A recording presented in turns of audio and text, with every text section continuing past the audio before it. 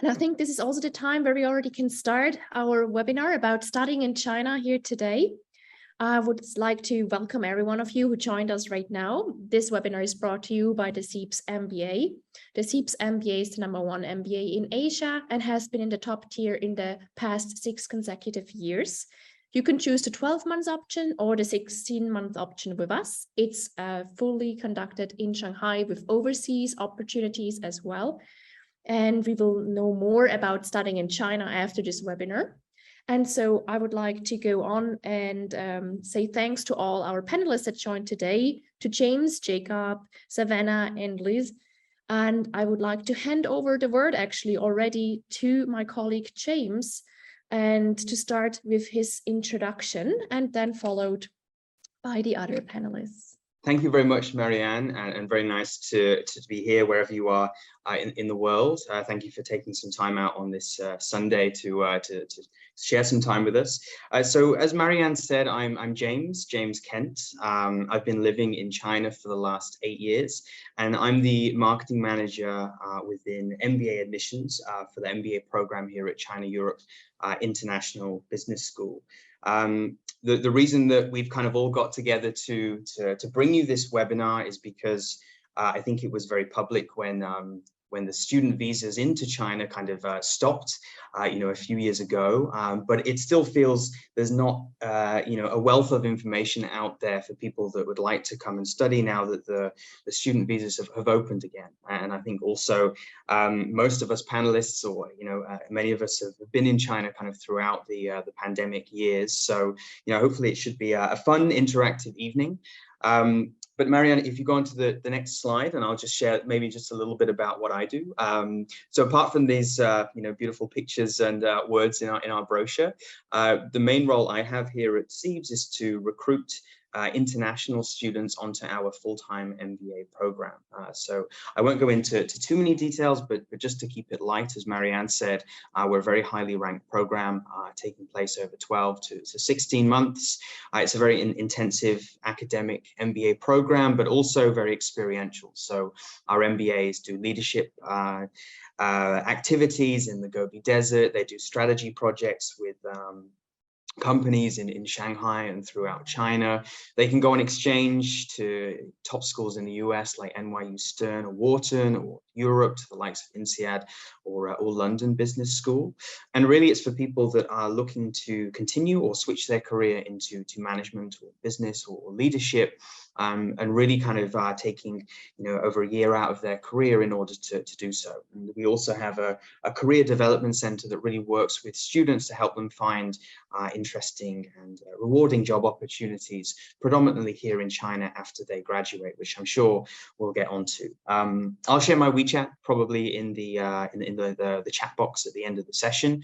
If you are interested in more details about CEIBS, you'll probably see a very sneakily hidden QR code on the right-hand side of the screen. You can scan that to follow and learn more about our MBA program. So maybe that's just a quick introduction to me and Marianne. I'm not quite sure who's next in the list. Yeah, thank you, James. So the next panelist to introduce herself would be Lize from That's Mandarin, very important Chinese language studies, right? Would like to give you the stage. Welcome, everyone. So my name is Lize. I'm actually from the Netherlands, and I have been here in Shanghai for almost 6 years now. So I'm working as PR marketing manager for That's Mandarin.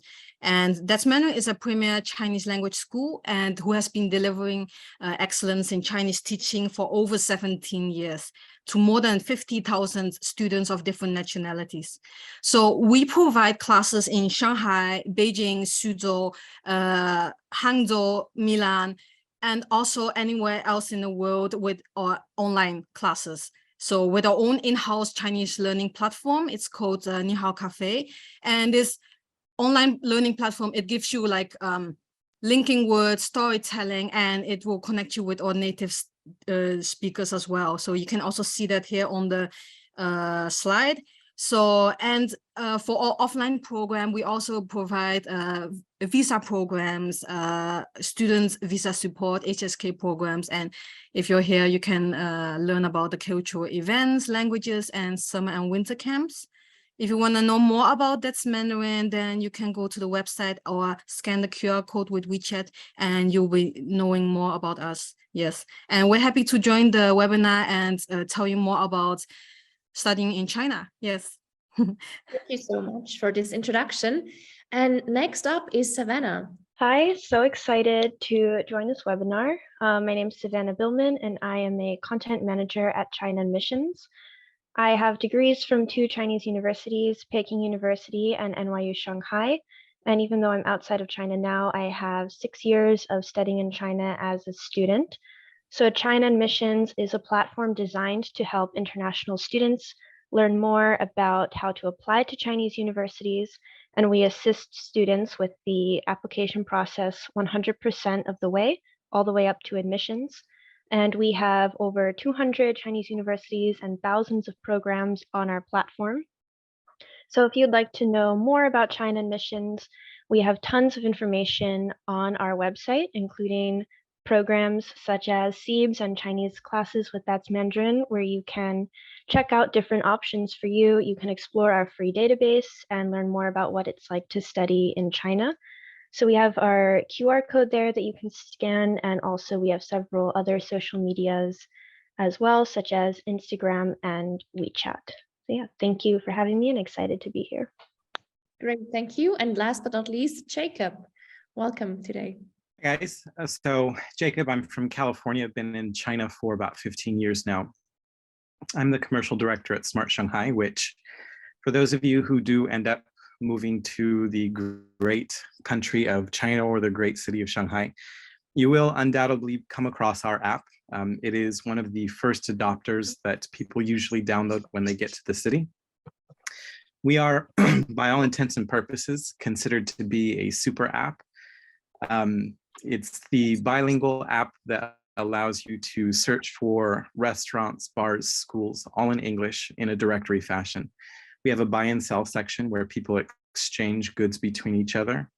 We also have a very popular housing section. So when you're moving to China and want to look for an apartment, that's the place where most people go to. We also have a job section.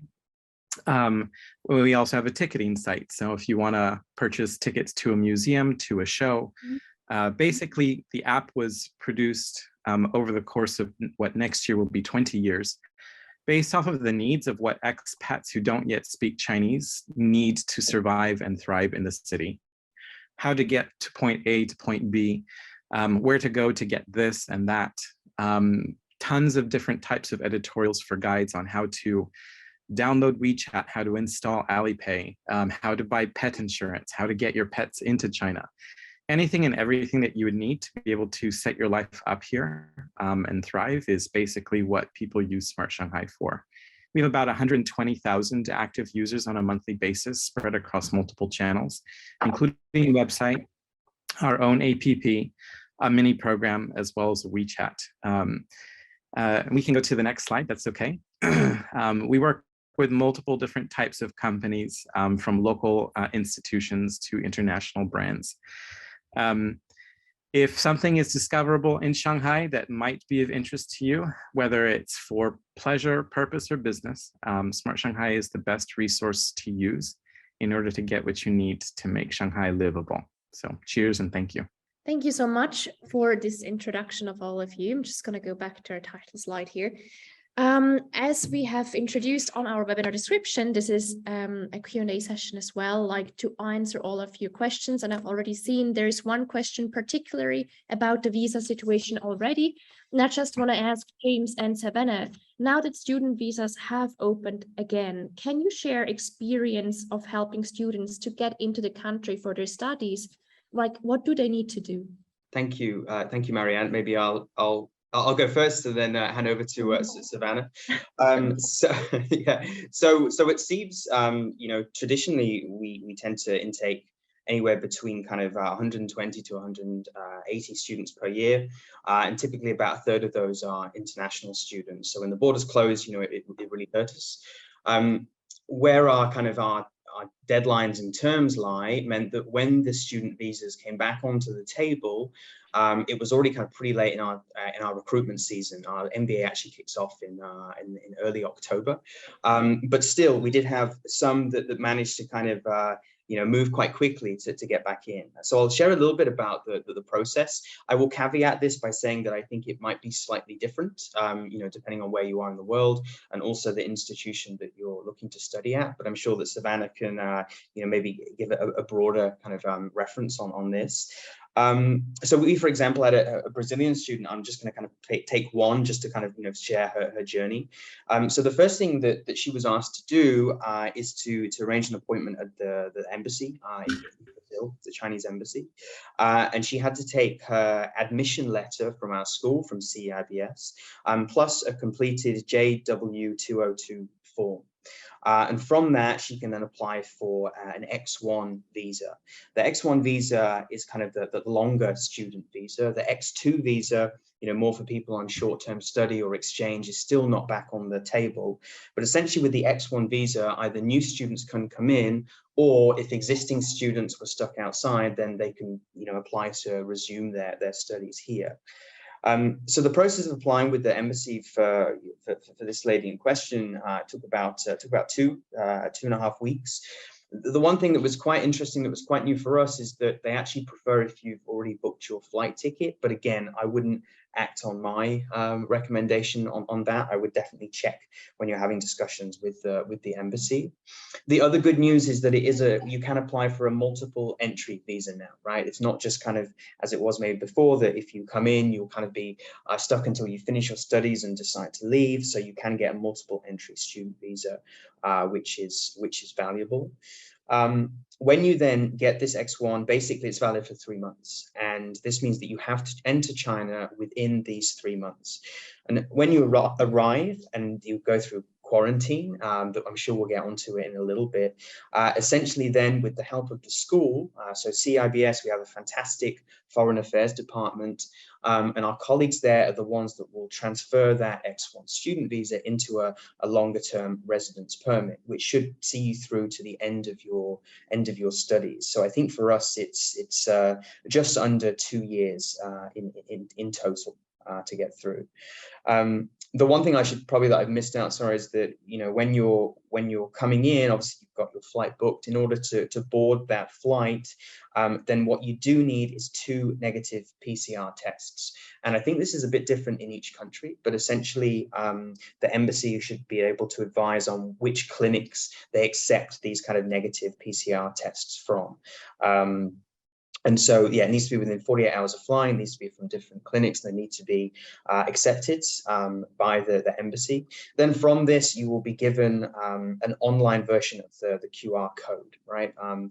Maybe one thing we can talk about later, if anybody's new coming into China that doesn't have WeChat, then definitely I would follow Jacob's advice and immediately go on to SmartShanghai Guide and look to download WeChat, because you're going to need WeChat and Alipay to navigate the various different requirements here. And then when you're in, as I say, then you'll kind of get taken to quarantine. At the moment, the quarantine is 7+3. So that means 7 days inside a kind of a quarantine hotel, and then 3 days. I mean, for us, it's kind of on campus, or wherever you plan to live in Shanghai. So we can get into kind of tips a little bit later about what to pack and what to make that more bearable. But it does seem to be, thankfully, kind of happening, more and more. And there is rumors that this 7+3 will be reduced next year as well to make it more palatable. So that's everything from my side for the first question. Savannah, I might have either taken everything you were going to say, or or hopefully you have more to add to that picture. Yeah, thanks so much for that introduction, James. And what you pointed out is exactly accurate. Even though X1 visas are open for applications now, the actual situation does vary by university and by the country of origin for the students. And what we've been seeing at China admissions is it's actually been a bit difficult to give all students 100% accurate situation, because of this scenario that each university in different provinces in China are maybe operating under slightly different guidelines. which affects the students who are able to return and the speed at which students are able to return. But the overall situation now is that X1 visa applications, which are for long-term programs of more than 180 days, are open for international students to apply. However, in order to apply for this X1 visa, you are going to need permission from your university, which are some of the documents that you mentioned, James, some of the forms that you need. And again, what we're seeing is that different universities might have slightly different forms. For example, depending on if you're a new student, a first-year student, or if you are a senior student who maybe was already in China before the pandemic. So that situation can be slightly different as well. So for students who are interested in returning to China, really the university is going to be your #1 point of contact. And it's better to get the information directly from your university rather than random places online, because the universities have that most accurate information. Yeah, and you do need all those forms, etc. And again, what we're seeing in China admissions is that right now the costs of returning to China have been a bit of a barrier. Not only are the flight costs quite high, the quarantine costs can also be prohibitive for students. And again, not every country has consistent or direct flights to China yet, though we're hopeful that this is going to be changing in the future. Of course, we can't predict 100% accurately. So as of right now, the universities are eager to bring their foreign students back. It's definitely not happening all at once. There's a very measured flow of students who are able to return to China, which is probably the best type of process that we can hope for, because otherwise there would be a huge overload that would really overwhelm the quarantine system. So as hard as it is for students to have to wait and be patient for yet another few months, that really is the advice that we're giving at China Admissions. Like, all signs are in a positive direction. It's definitely just going to be a very gradual opening up process. Thank you so much, Savannah. I think this also answers one of the Q&A questions I just saw. What would you recommend to students who have started studying online? Best to approach their university directly and check the situation there, right? Yeah. Well, thank you for these interesting insights. If you have sent the Q&A question, don't worry, we'll look at them towards the end as well, or in between whenever suited. So we'll answer most of them directly, or at least by email afterwards. And like, picking up on the situation in China, especially Shanghai, particularly right now, and the change that has been happening over the past 3 years, what can internationals expect coming to or coming back to the city? Maybe Jacob, you could start if you have an input here to this question. Yeah, sure. I think the best way to describe how China and Shanghai are specifically now, comparative to most other people's experiences around the world, is that this is very much a different world than what you would expect. This is a society that is highly organized, is able to disseminate information to large masses of individuals, and is able to move populations according to specific needs or populations that are surrounded around the fact of trying to keep the population safe. And so I'll talk a little bit about some of the negatives and some of the positives. And when I say negatives, I have to say that negatives can only be perceived that way. How you choose to react to certain things are very much up to individuals' own choices and decisions. But some things that I would say take getting used to is, number one, regular testing is mandated throughout the city.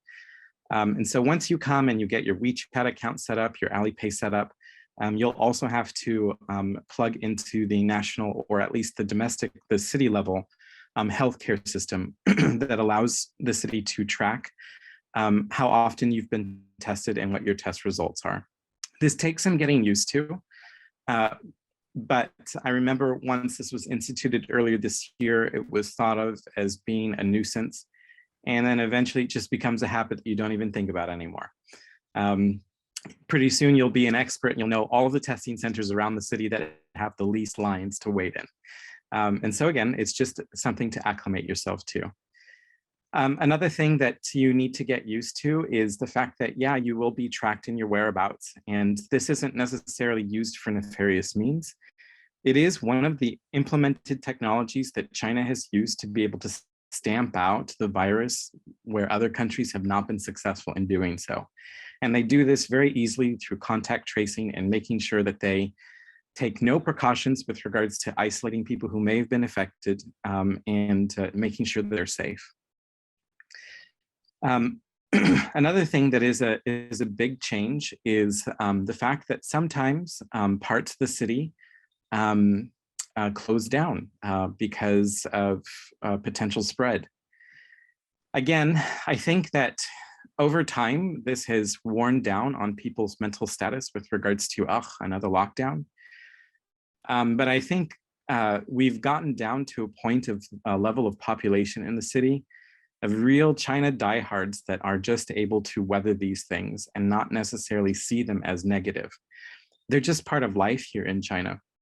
And despite what people might have in terms of their own views on the situation, there are practical measures with regards to why China does this. They do not have the same level of medical infrastructure that other countries do, and so preventing things from spreading out wild is in people's best interests, at least until they're able to gradually inoculate people and figure out how to deal with this.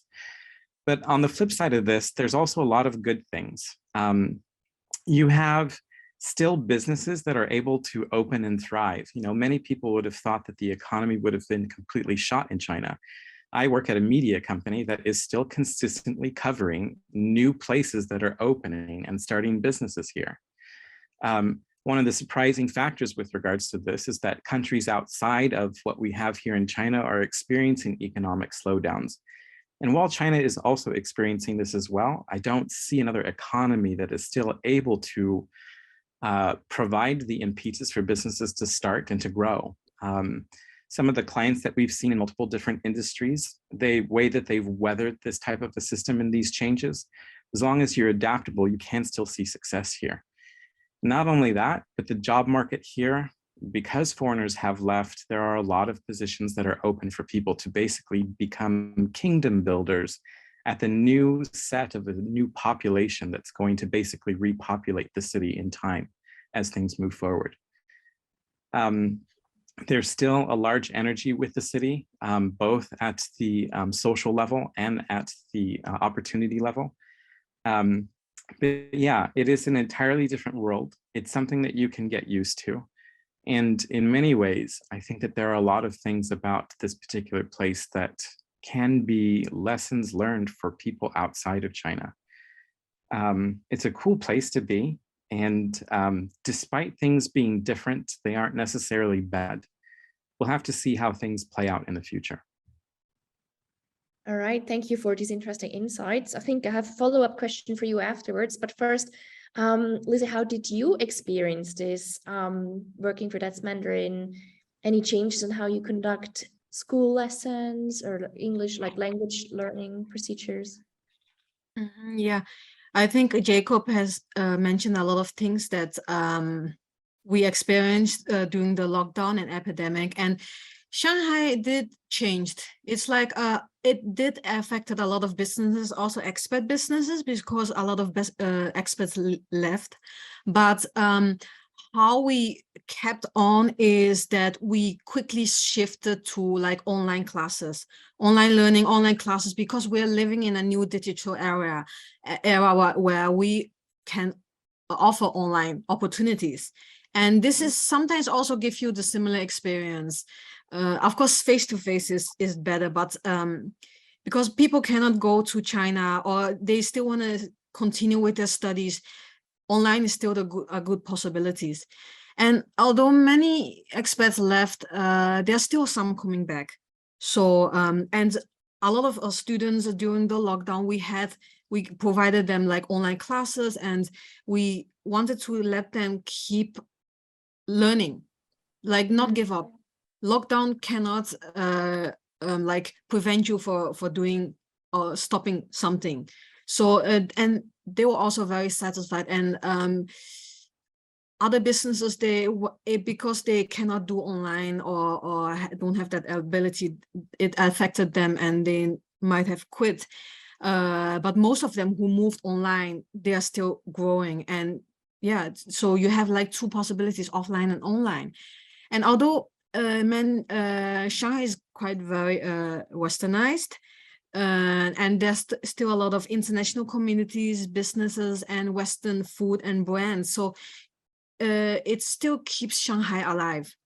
And therefore it attracts expats as well. So like they're still coming. So for the newcomers, they will not like experience a big culture shock. Of course, it's different than their own country, but because most of the locals in Shanghai or businesses, they are more westernized. They understand the needs of expats as well. And then if you're like, it's easier for you to find your way out, meet international communities and businesses here. So yeah, if you're coming back to the city or you start a new life here in Shanghai, you will definitely find new stores, shopping malls, new opportunities, and also like online possibilities. Yeah, and it helped us a lot as well to gain more exposure and also let people know, okay, we're still here and we're still growing. So yeah, that helped us a lot. Thank you so much for that. What you both brought up is like really how it has changed, but also how adaptable people can still be to kind of make the best out of the situation. This has raised some questions as well that I think we can just maybe answer in a bit as well. Like a lot of participants today have asked, like, how does it feel to be in this quarantine situation when you return? What are the costs for students, for example, when they would go back to Shanghai for studying, and the expenditure of that quarantine process as well? Maybe, Jacob, do you have experience with that yourself? I just returned to China a few months ago. In terms of the cost, the way that this was paid for when I went through that process was using Alipay or WeChat Pay. They accept payment through both. Obviously, for most of you, probably don't have those as payment options, but there are guides on Smart Shanghai that show you how to link up your bank accounts and to set them up even before you come to China. If you still do have issues, then there's always the possibility of being able to pay in cash. The hotel that I stayed in was, I'd say, probably a 4-star hotel. It wasn't bad, and it wasn't like, you know, the Four Seasons either. But for 10 days, including food, the total cost was around $700 US, $750 US. If you were to pay in cash, then I would recommend changing that currency into Chinese renminbi so that you could pay directly with the pink bills. And then a few tips to make quarantine life better is, number one, pack towels. I know this isn't the case for everyone, but in my particular hotel, we were given 2 towels and they were only hand towels. And, you know, I'm a generous looking fellow and I needed a little bit more than a hand towel to dry myself. So I ended up ordering towels on Taobao on a platform, an e-commerce platform. But if you could just pack 2 towels for yourself, that'll be a lifesaver. Some people, including myself, get the nice little perk of actually having a bathtub in addition to a shower. So if you want to pamper yourself, then pack some candles and some bubble soap. Why not make the most out of it? Third thing, pack some snacks that you might enjoy. You know, nothing too unhealthy, but of course, what you're going to be given in terms of food is going to be just traditional, commonplace Chinese canteen food. Some people will like it and some people won't. And generally, Chinese food tends to be on the lighter side as well. I would find myself getting quite hungry frequently. And so having little snacks here and there, like cup noodles or anything like that, helped to keep me over. Additionally, and I know this might freak some people out, but again, this isn't the case for everyone, but pack some mold spray as well. This is just spray that you can spray on the walls to remove mold. Some people have had this in some of their hotels. Some people have not. I did, and just being a little bit of a clean freak, it was nice for me to have spray. It was clean, and then that was it. It was completely gone. Nothing to freak out about. It clears up in about 1 minute if you have that. In terms of what to expect for Shanghai, based off of discussions with a lot of my clients in the hospitality industry, one of the things that Lize had said that we are going to be ramping up capacity for additional people coming into the city. And I know that there are actually a few 5-star hotels, and not 4-star, but 5-star luxury hotels that are being volunteered to service the Shanghai municipal government and converting into quarantine hotels. And so some of you may be very lucky and have a very nice stay.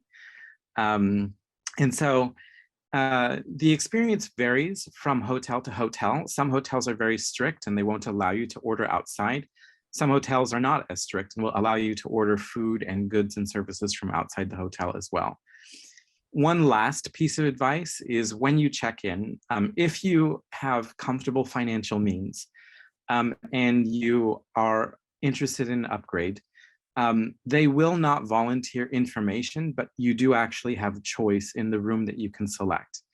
I just politely asked if I could have a nicer room. And they took my old key and they changed me to a room that was facing a garden that was away from the main highway. And so that was a free cost. I didn't have to pay anything. It was just a matter of asking. But I found out later that I could have had an even nicer upgrade if I wanted like an executive or even a suite. You do have to pay extra for those, but not having known that in the very beginning, I only found that out in the last 2 days, in which case I thought it was, useless to upgrade. In some cases, it doesn't make too much of a difference. My hotel room was quite nice. But if you do want to, introduce yourself to China in style, you do have the option of upgrades at some hotels. Just be sure to ask. All right, that's a good tip. Considering to go back, I would probably look into that as well. Picking up on something Lize said just a second ago, that there's still a lot of opportunities for expats who are in Shanghai.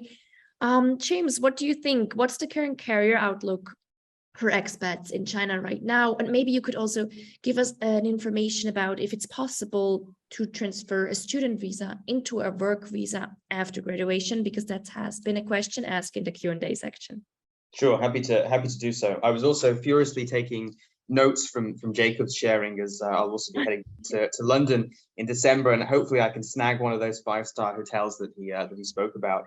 But on the job front, it's also interesting. I really like one thing that Jacob said about kind of kingdom building, kingdom builders here, and that really resonates with me, because that was actually, if I think back, that was one of the reasons I left London in the first place to come to China. Maybe like some people on the call this evening, I studied Chinese at university. I was working in London, enjoyed my life there, but in London there was a sense that everything is already built, right? The kingdom is already built, right? And anything you do, you're just kind of contributing to kind of the existing infrastructure. But then when I came to China, it was very much the sense that you're part of that, you're part of that building process. And I think obviously part of that is being kind of an international here, particularly working for a global school like CEIBS, but it tends to be a common feedback amongst a lot of people. So one of the questions I get a lot in admissions now is, has that changed? There's still kind of these, exciting opportunities for young professionals here. And, my answer, shortly is yes. And yes, for kind of 2 reasons.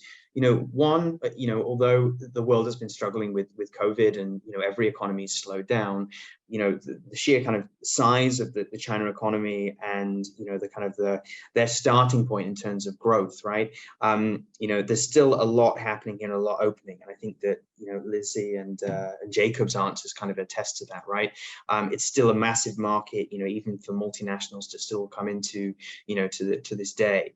So that lends itself to a lot of opportunities. And then you've kind of got this multiplier effect that, again, is kind of, what my kind of peers on the call were saying, that a lot of expats have left, and there's no way around that, right? A lot have left, and a lot of friends have have left Shanghai. The real interesting thing is that before kind of COVID happened, there was talk about kind of the era of expats kind of just completely dying in China, right? Because you've got obviously such demands on speaking Mandarin, and you've got kind of highly educated Chinese kind of studying abroad and coming back to China and Shanghai. So it was really kind of questioning the value of internationals here.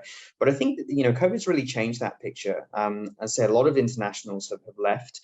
This is a little bit anecdotal, and please don't anybody share this with my boss, but I've been approached by more headhunters in the last 2 months than I have done in my entire 8 years in China. And there seems to be, pretty common feedback when you speak to people here. A part of this is driven by growth, that would naturally be there. And also part of it is kind of replacements for, for foreigners kind of leaving. Even for our MBA, and we have a fantastic career development center that work, every day with our students and international students to help identify kind of career pathways here.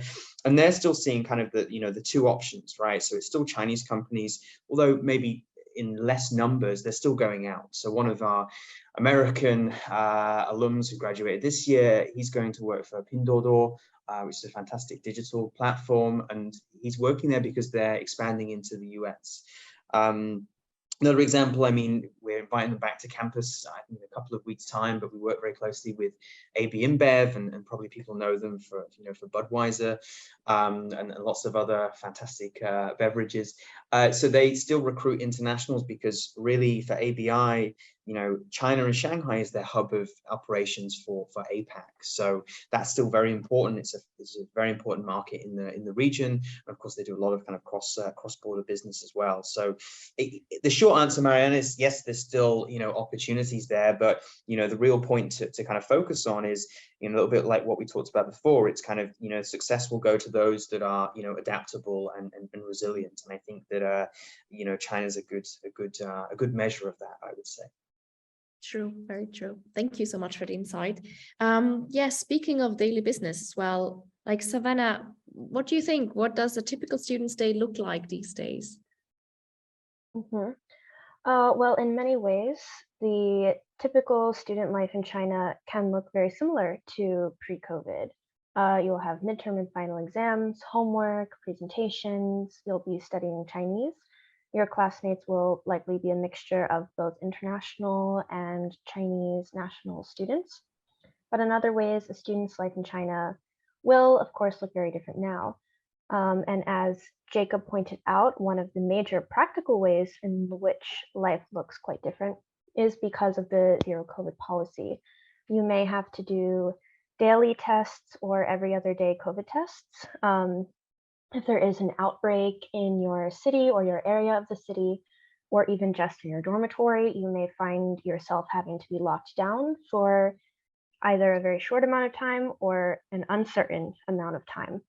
You may also still be taking some courses online, even though you are in China, which is because some universities still might have the bulk of their students outside of China. So they would need to have a hybrid mode sort of scenario for students to take classes. We estimate that there are less than 5%, we estimate that there are less than 20,000 international students in China now, which is around 5% of the previous number in 2019. And this has some drawbacks and benefits. One of the drawbacks is you might be the only student from your country or region. You might not have people that speak your native language. You might not be able to find a restaurant or grocery store that offers the food and the flavors that you are used to. One of the very practical benefits is, of course, that you will be able to practice Chinese more. It will be maybe easier for you to make more Chinese friends because most of your classmates could be Chinese. This is excellent for your Chinese ability, and if you are very serious about growing your understanding and knowledge of China, you'll be able to make lasting connections and friendships in China with Chinese people that you might have been a little more nervous about making if you had a strong like international community to fall back on. Yeah, I think another way that things are a bit different now is with travel in China. And I think this was also a question in the Q&A about inter-province travel.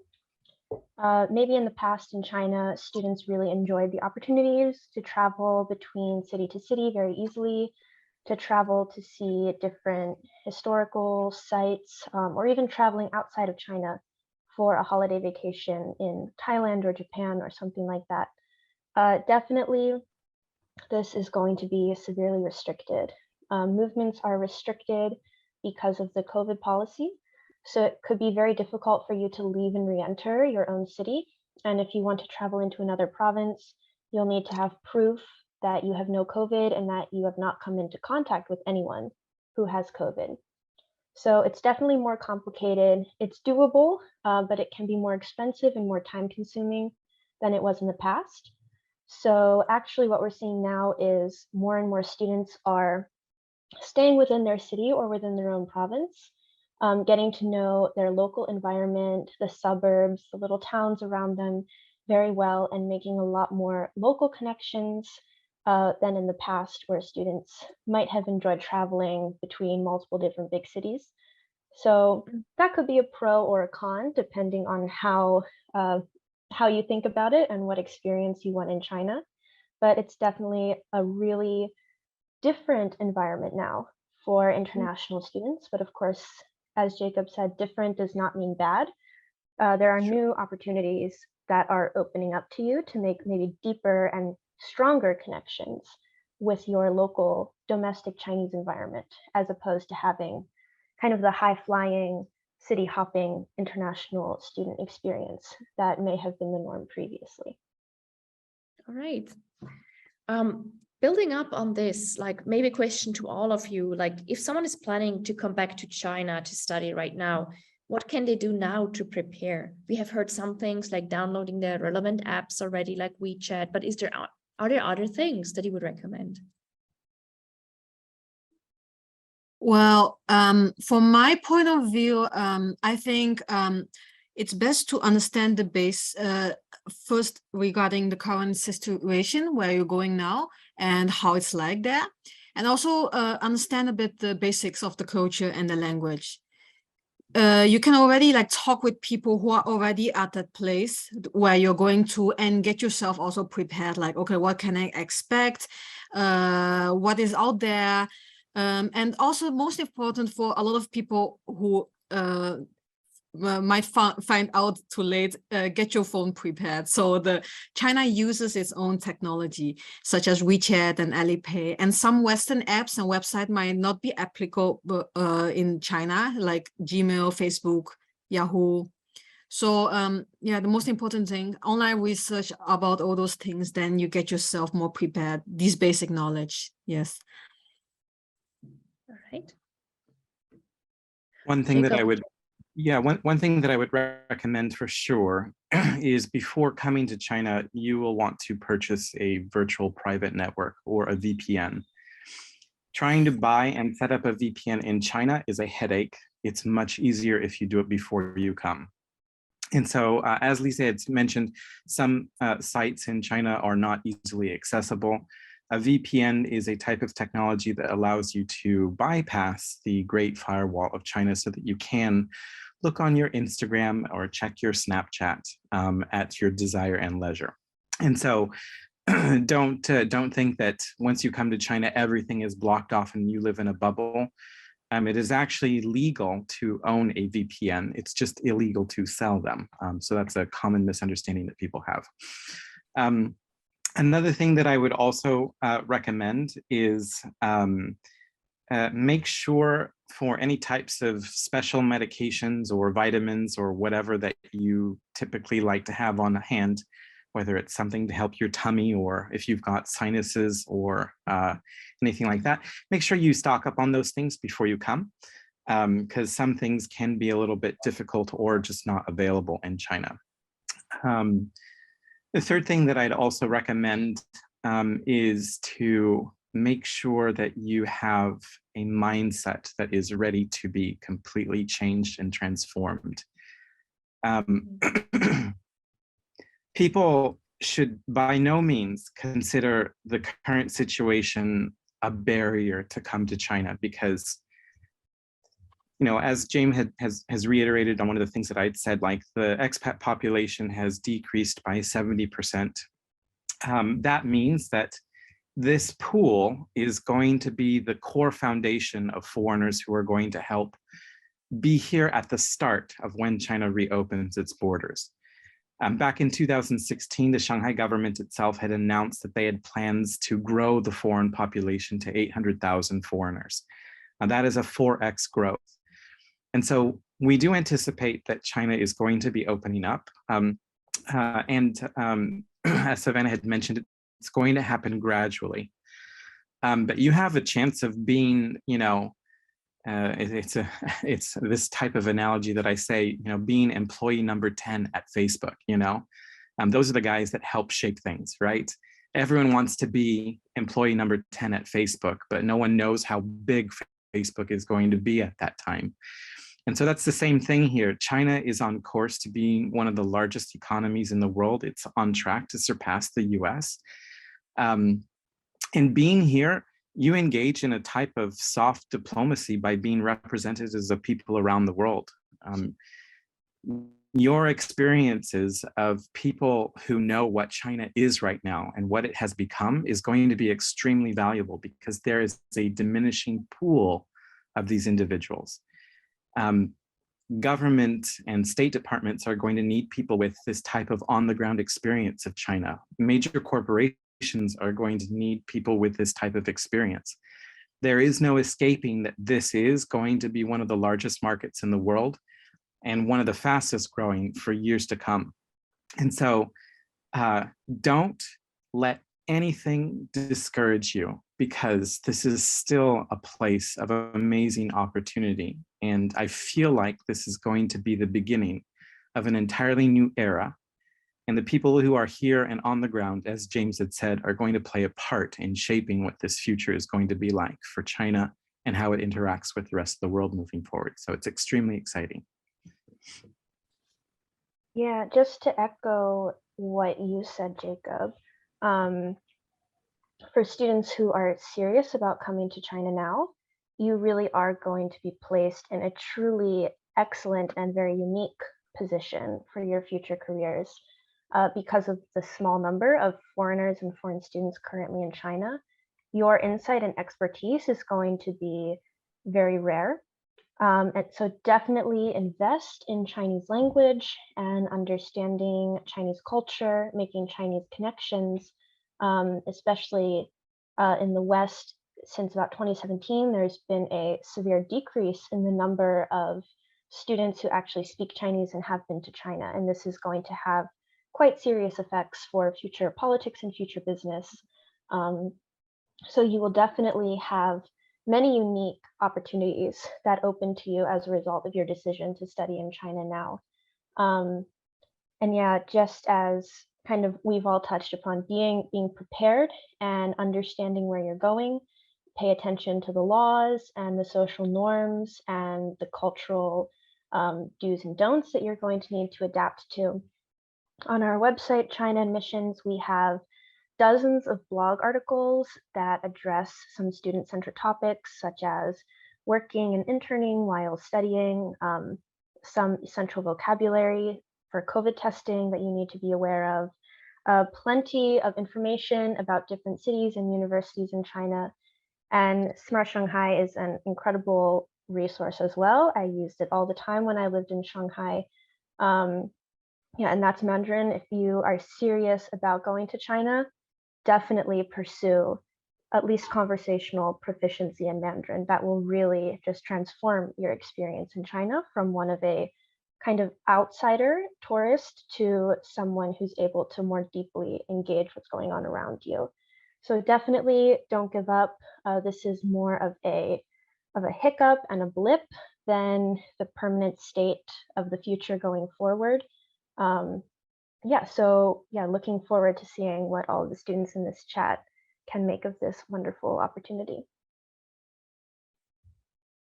Great, thank you. I see you, James, you're nodding. Do you want to add something to this? I think most of the things have already been said. I actually just, and it's my mistake, but I realized I missed out one of the kind of the points that you asked me to address earlier, just about the kind of transferring to a work visa after studying. Right. So yeah, essentially this is, I come from, as I mentioned before, I come from the UK, and this is actually quite difficult for people that are, now, not British citizens, right? Even if a company wants to hire you, they still have to apply for permission to offer a work visa. But in China, it's still, a lot easier, right? And then either you will join a company after you hopefully graduate from CEIBS that already, hires internationals. And so they'll have, HR departments and foreign affairs departments that will already be very familiar with this process, or occasionally we've had it and it's kind of, brand new companies or startups that want to hire, and you will be the first, foreigner there. And as Jacob said, hopefully some of these days, these companies will grow to be the Facebooks of China.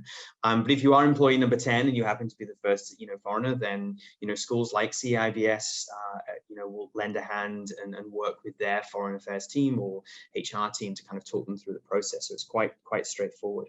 And then just to reiterate what my peers said on the chat tonight, that really kind of there's a lot written about China in the press at the moment, but there's no substitute for speaking to people that are here and on the ground.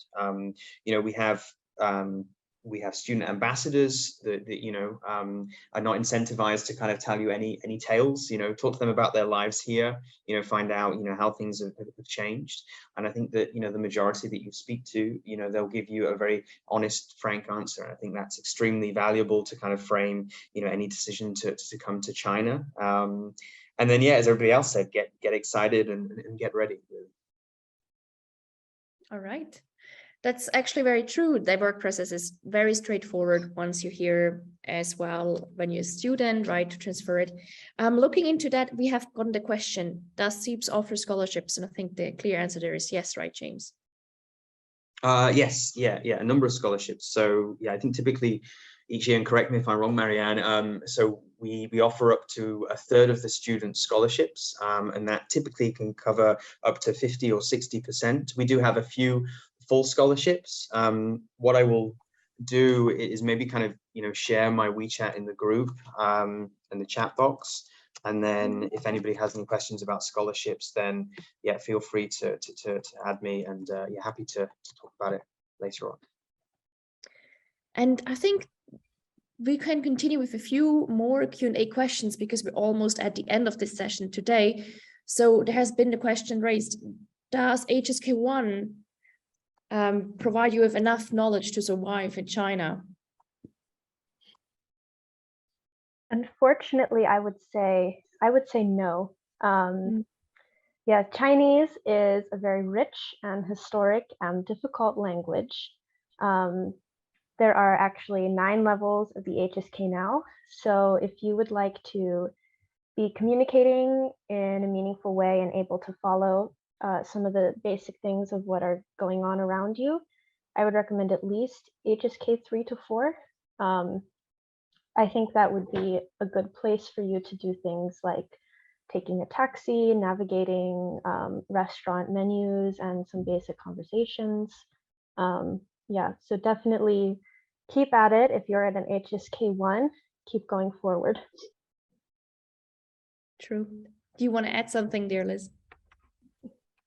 Yes. So about Mandarin Chinese, it's actually the most native speakers they live here. But in recent years, people are learning Chinese in like second or third language. What Savannah also said is with HSK1, you only know the very basics, so you cannot like conversational talk and understand people. But so continue, and you some people in Shanghai, they think like, oh, I don't need it because there are a lot of internationals and everything's westernized, everyone speaks English. But actually that's not true, because every language contains a unique worldview. Language doesn't just provide you with tools to communicate, but also with an insight how people see the world. So if you are a foreigner living in China, Chinese language won't only help you get things done. In many ways, it can help you understand how people think, what drives their actions, and it can also bring you closer to the people around you. So yeah, and that's Mandarin's biggest dream, is to help all learners around the world build these connections with China and Chinese people. Yeah. Right. Great. And a more work-related question to studying. So we had a few questions about this in the Q&A right now, because in Europe, it's quite common that you study and you do work while you're studying, right? Is this an opportunity or an option in China that you work while you're studying? The official answer is no. That you're on a student visa, and so you should be here studying, studying full time. Sadly, it's not that you can then kind of do part-time work, and it's also kind of, I guess, not the place that you really kind of do part-time, bar work or retail work. If you're international, maybe because of the language side of things. In saying that, actually part of our program, we have kind of like this period in the middle for a 10-week summer internship. And so students will go out and do internships at, at McKinsey or Accenture or, AstraZeneca or, whatever companies, and they will then receive payment for this. But I think this is more of a special arrangement. So again, it's probably best to check with, the universities directly to see what are the exact terms of the student visa. But I think I'm on fairly safe ground in saying the official answer is no. Yes, yeah, I would agree with that based on my past experience as well. But like you said, maybe there's a different rule for part-time. We don't know about that. Better ask your embassy as well about that.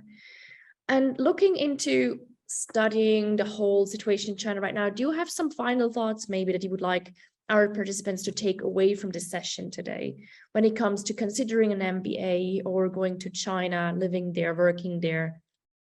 Nobody wants to jump in. maybe I just go first, and saying that I guess we, all of us kind of set up this webinar because we know there's a lot of questions out there, right? And I don't think this, this stops when we finish the conversation here, but hopefully, we're all very passionate about what we, about what we do in China. And, if you have any questions for any of us, then, yeah, I think we'll obviously kind of maybe send a kind of a summary email tomorrow with everybody, featuring kind of email addresses, website links, etc. Because there will be questions that will come up, further down the road. And I think, once you get hopefully admitted to a university or you come to China to work or to study Chinese, maybe there'll be changes with the, with the visa situation and the quarantine. So, keeping in touch with people like us or, people that are on the ground in China, I think it's definitely valuable.